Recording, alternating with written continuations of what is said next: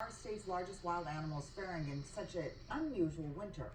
As Aaron Hassan's uncovered in this next weather investigation, it is giving them a run for their money for a population that is already a fraction of what it once was. On the fringes of Minnesota's North Woods, from this bird's eye view, you can see moose clipping through the forest.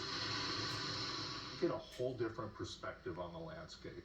This is how the state keeps tabs on the population and sets hunting quotas for tribes.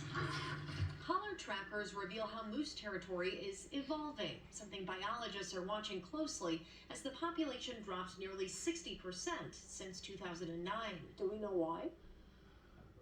A lot of theories and some data. These days, most Minnesota moose call the Arrowhead region home, but it wasn't always that way. 4,000 moose used to live in northwestern Minnesota in the 80s. Now, it's fewer than 100. So that rate of decline for a population that large is really unprecedented.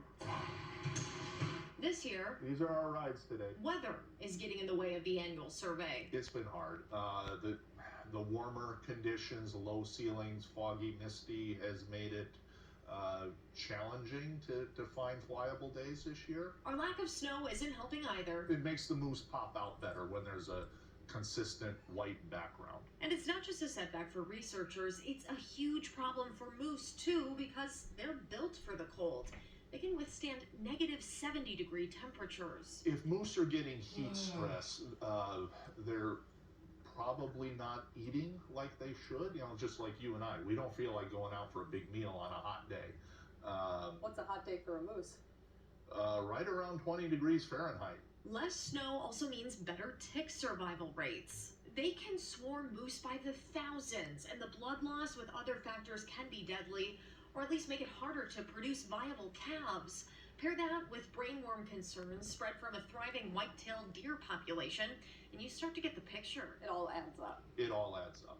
So climate has these indirect effects, as well as some direct effects that we're just beginning to understand. To do that, researchers put temperature sensors in moose. They ingest them, live in their stomach, and provide 5 years of data. What we observed was temperatures that were above normal for sustained amount of time, and that we believe that might be impacting their survival over the course of the next year. Global warming could also be pushing the moose north in search of cooler temperatures. There's disease, predators, and loss of habitat, but there are also efforts to make Minnesota hospitable to moose again.